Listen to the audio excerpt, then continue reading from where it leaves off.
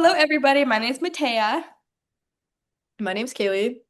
and we are here today with our discussion of Katabasis as the second part of our loose book club that we have been planning for months and we're finally implementing. And we don't have a name for yet We don't have a name for still. it yet, so TBD for that. But we just did a discussion of 11/22/63 by Stephen King for Kaylee's channel, and for my channel or page, we're going to be discussing Katabasis by R.F. Kuang. This, you probably heard of it because it is very popular, but it follows Alice and Peter, who are two students at Cambridge, and they journey into hell to save the soul of their academic advisor. So we're going to do a brief overview of our rating and thoughts and some non-spoilery discussions, and then we'll jump into some spoilers later on for those of you who have read it. So, Kaylee, um, what did you rate Sure. this book? What are your general thoughts? Yeah. I rated this book 4.5, which I think mine was like a more solid 4.5. Yours leaned more heavily towards really liking this 5-star range than Hmm. mine did. And the only reason I wound up rating it not quite 5 stars was because I thought the moral, I wanted like a bit more from it. I wanted to dig a little bit deeper and have it unveiled just a little bit more than essentially what it is. And I don't know, Kwong does that. Like in a lot of her books where her morals are very upfront. And for Babel, that worked for me. For Yellowface, that worked for me.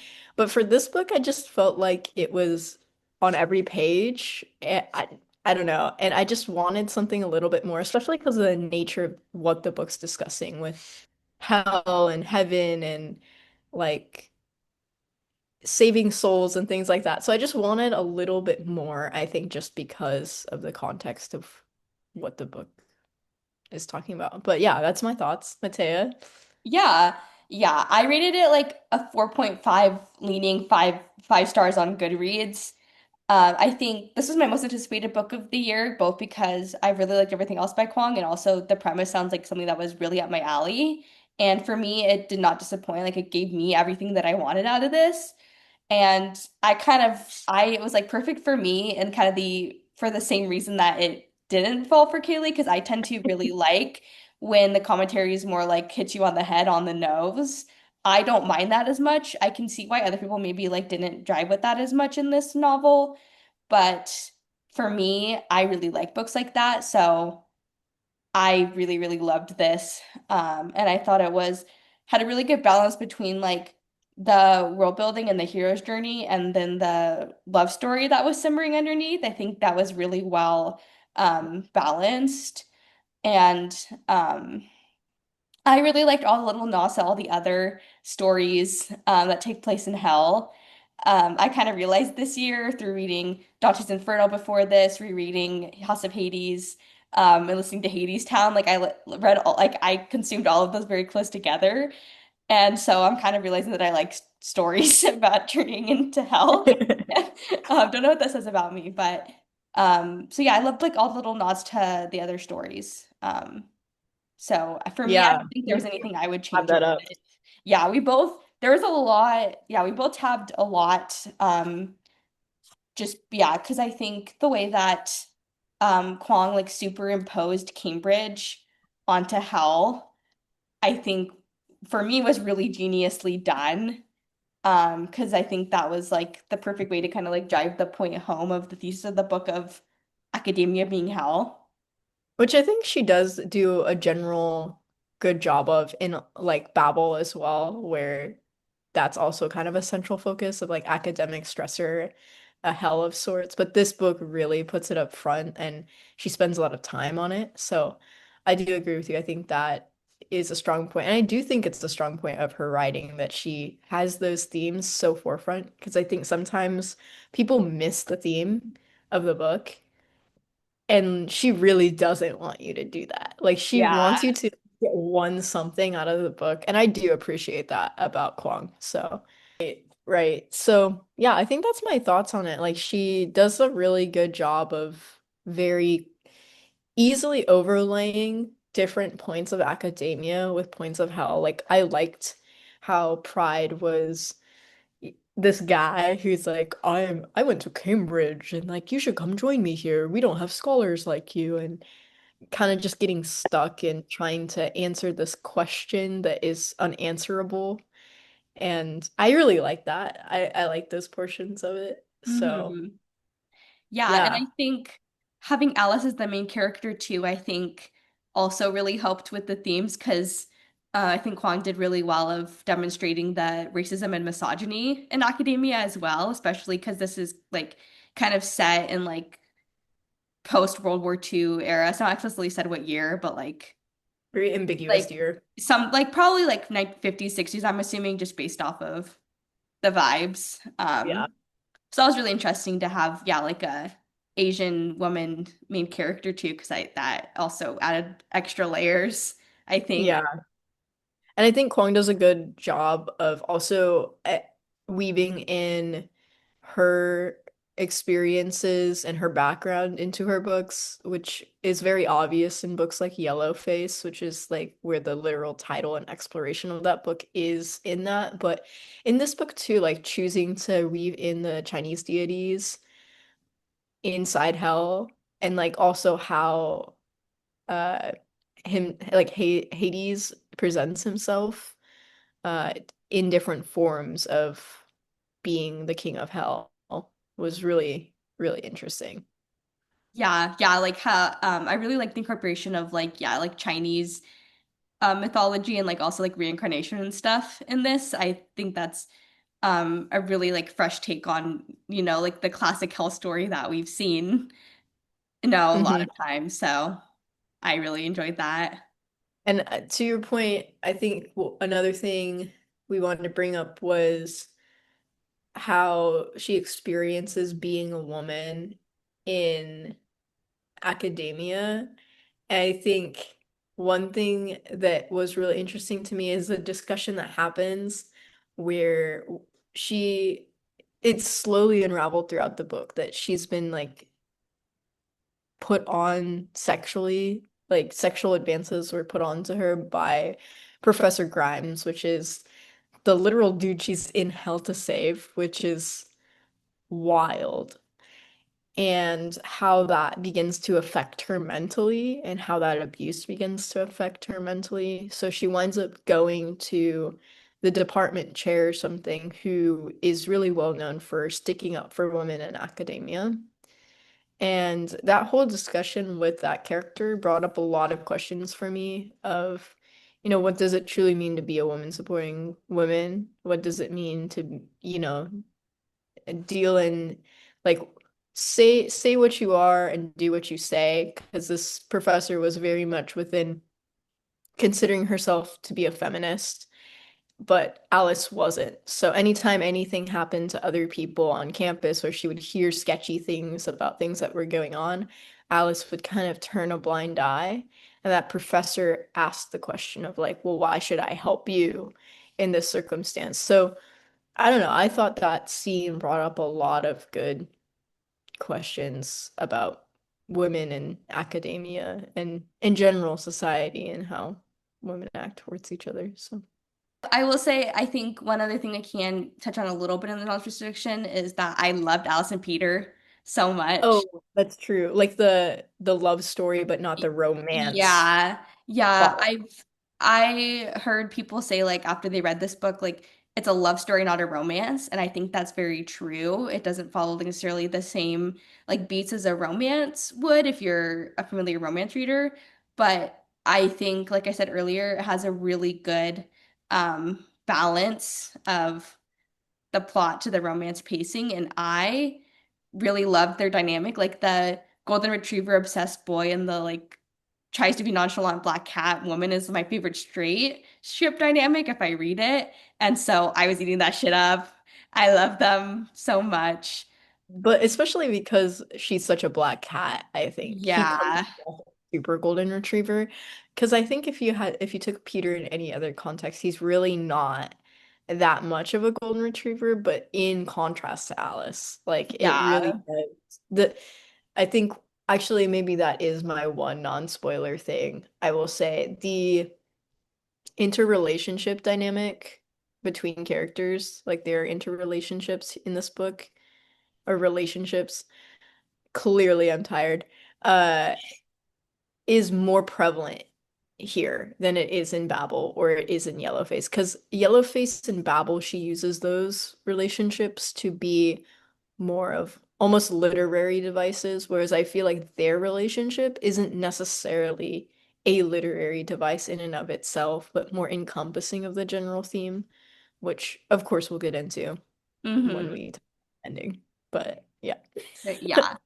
Yeah, I really liked how it was kind of pared down and at the heart it is a love story, even if it's not necessarily like a romance. I think it was just beautiful to kind of see their bond unravel that throughout the book. And um I also really liked how most of it's from Alice's perspective, but you can tell even from Alice's perspective, even though she's oblivious, how much Peter loves her.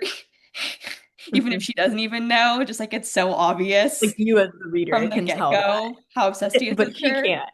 Yeah. Yeah, good. She does a good job of that. So I really enjoyed that.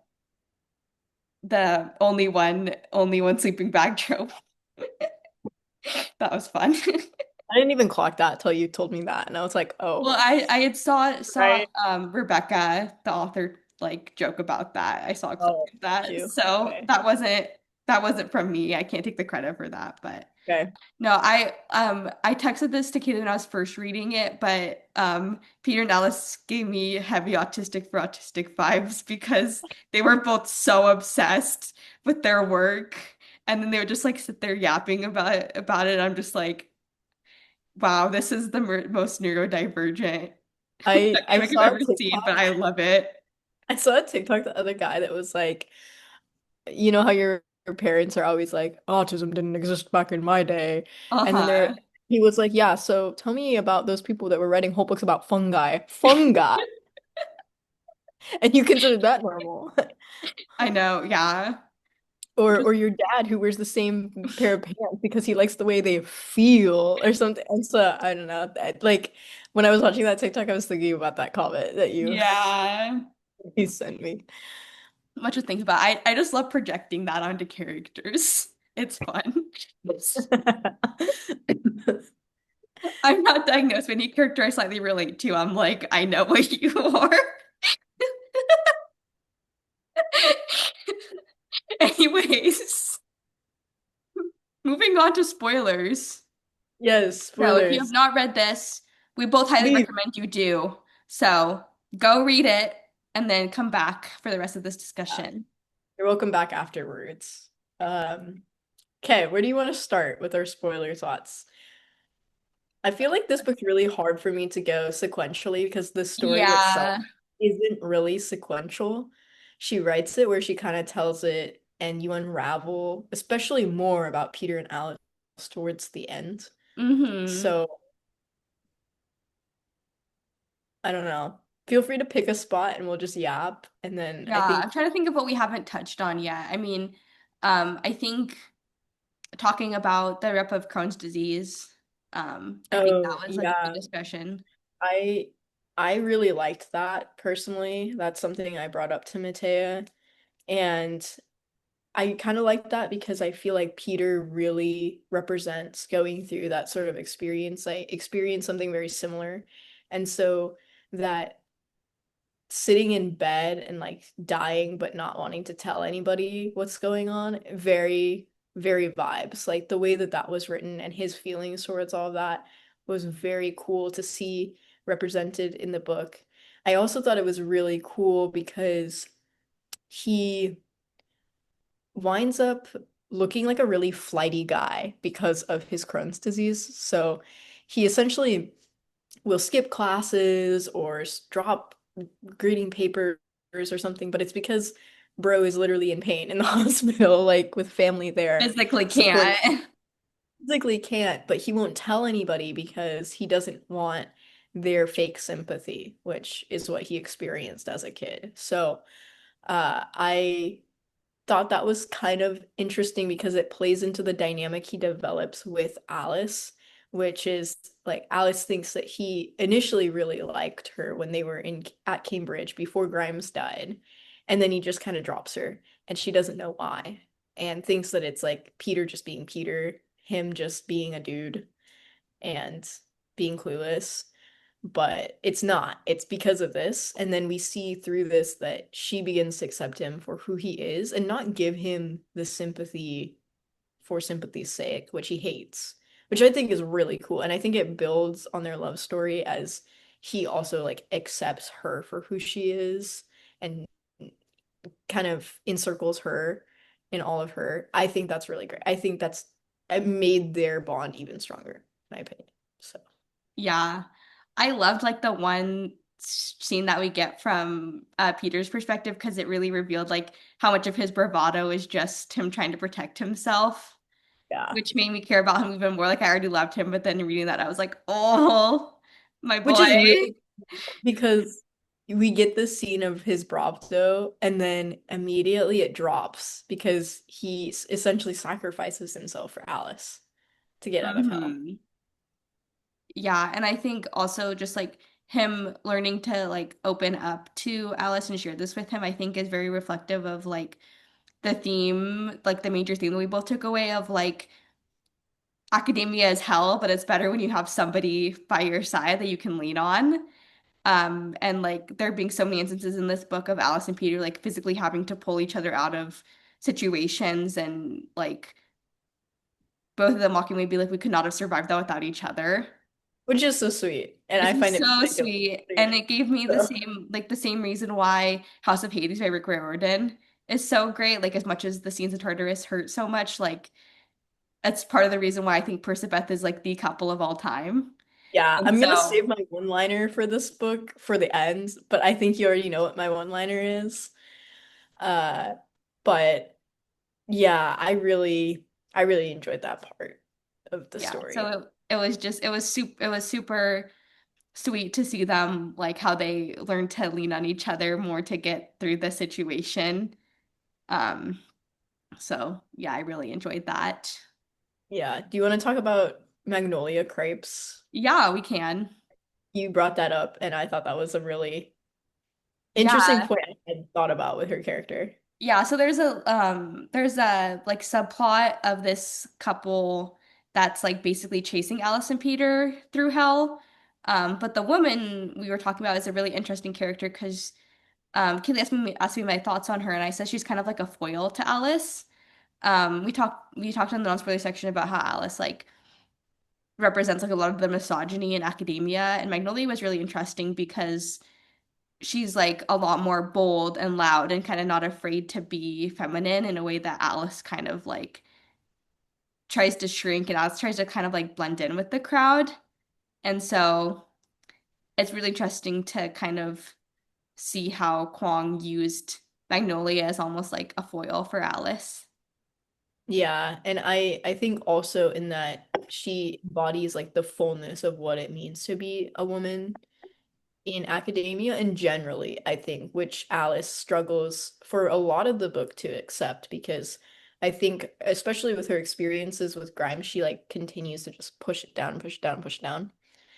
But Magnolia shows her there's a scene that I'm thinking of right as they're dying when Alice has this big fight with them where she is like, "Oh, Magnolia is actually kind of cool because she didn't care like to research what other people were researching. She just did her own thing.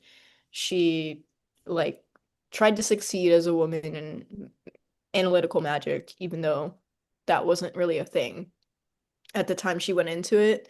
Like she was one of the foremost female scholars, to my remembrance, in the book that dealt with analytical magic, right? And then she also was like a wife and a mom, and she wasn't afraid to show all those portions of herself. So I think that was really cool, this whole round out of being a woman in society, which I think we talked a little bit about, where even today, even though we have this amazing culture of like, oh, women can go to work and can go do all these things, right? We still struggle with the women can only be one role. Like, I think Hmm. society as a whole struggles with moving beyond dichotomy and moving towards a more nuanced understanding of how people and who people are.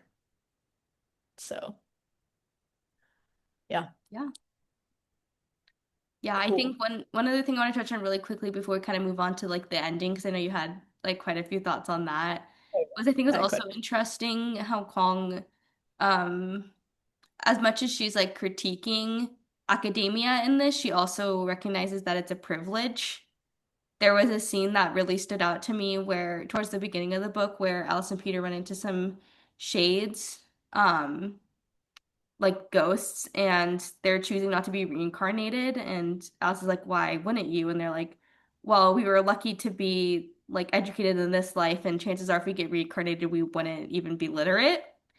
And that really struck me as someone who, just got my bachelor degree because I'm like, oh yeah, it's like so many things had to go right for me to be able to have access to that level of education. Like even in the US, people like some people don't have access to higher education, but then when you look globally, like yeah, so many people can't even barely read, and so that made me reflect a lot on my own privilege, which I think is also what Babel did a lot for me too. Yeah. So I give Rebecca major props for that. I Yeah. thought that scene was so masterfully done. I think she really excels in making you think about your own positionality in any way in relation to her characters and what they go through. And to that point, like we talked about that one scene in Pride where we meet the Cambridge man who's really proud that he's from Cambridge. And I think that it just made me reflect that it's like going to school generally is such a privilege. It doesn't matter if it's Cambridge, which I think this book also touches a lot on, if you have the hard ass academic advisor, hard is equivalent to being more academically better than, or in relation to schools, like getting into Columbia or something is like considered to be more better than, right? But it doesn't matter. Like in the grand scheme of things, I think that's seen to me also resonated with like any higher education. There's so many things that have to go right in order to have that privilege. And they were like thinking about those odds, which is kind of just something to ponder upon in general. So, Yeah. yeah, Yeah, I should I think this jump? left us both with a lot to think about. Yeah, should I jump into on the last note, like the meeting with Grimes and Peter and everything? Yeah. Okay, so I really liked this ending. Like I was like banger, amazing. Um, so this part, especially when Alice realizes that the worst thing that Professor Grimes had done to her, this is like almost direct quote from the book, was made her doubt she was a good scholar, and he destroyed her ability, her faith in her own ability to think, to judge the results of her thoughts instead of turning to him at every step for confirmation. And it was unfortunate that it took death for her to conceive this and like actually do something entirely on her own. And I just wanted to point to that because I feel like obviously Matteah knows some of my own personal circumstances, and I'm not going to get into those things on this page ever, but having a good mentor is really important. Is really important. And I Mhm. think for me, this book, the ending of this book also really drove home that point that I was thinking about. And the final plot line, which of course you loved, or final theme, I guess, which I guess I'll let you take it away on, because I think you Which gushed one over this. was it? Huh? The one where it's just like Peter and her together, like getting through Oh things. yeah. Yeah, well, You love that. I think going off of that, like, I not like hearing that quote again, it made me like realize like how Grimes instilled so much doubt in Alice's abilities as an academic, but Peter consistently throughout the book reaffirms her abilities or her prowess as an academic, and I'm like, I Oh, that was love to good. see it. That's good.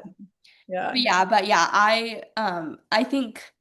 That moment is a real like if you know the hero's journey and apotheosis, I think that's like part of the reason why I love like journeys tell stories like this is because they are so peak hero's journey, and It's so peak. It's so peak I hero's journey. love a hero's journey, and so I love when you get like reckonings with the father is like such a common trope in hero's journeys, but it hits every time for me.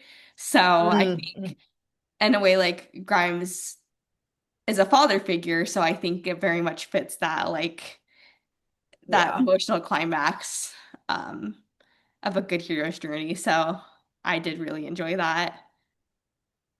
Yeah. I don't know. I think I'll leave off on my one-liner because that's all I have to share. I think Yeah. The we covered everything unless you. I did love all the little references to like all the other stories because like I Oh, mentioned yeah. some of them earlier. Because I read Dante right before this, like other references to that, and then also the story of Orpheus and Eurydice, because I'm a huge Hades Town fan. Which And I need to so watch. I'm like convinced to watch yeah, it's so good. this. But in that scene where Peter and Alice finally go back up to the real world, the Lord Yama makes a joke that's like, just don't look back. And they're like, what? And I love that as someone who loves the story of Orpheus and Eurydice. Yeah, it's like I love how Kuang almost kind of makes it like comical. Like it's like almost so over the top, but I love it. I thought it was cool that we got to see King Yama, which again goes into the deities thing we were talking about. Like she chose to see him, which was cool. Like he asked her how Hmm. he should appear to her, which was cool. So, yeah. Yeah. Okay, final thoughts. Okay, my final thoughts are I mentioned this more at the beginning of our previous conversation, but I decided to save it as my one-liner for this. If you are a girly who liked Percy Jackson and was ridiculously into academia in college or is in college, literally go read this book because you're going to go like it. So like I say go read it. That's mine. Okay. I would say I was so right to have this is most anticipated book of the year. I don't think really there's anything that I would change about it. I think it was so masterfully done. Period. Wow. The differences between this book and the King book is crazy.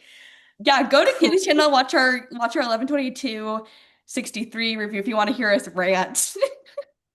Yeah. You want to hear like if you're thinking we rate everything in the higher star ranges, you're wrong. We don't. Definitely We not. don't. I will say I've had the most five-star reads this year that I've had in a long time. Like I've had a really banger reading year. For So you, Queen. shuts out.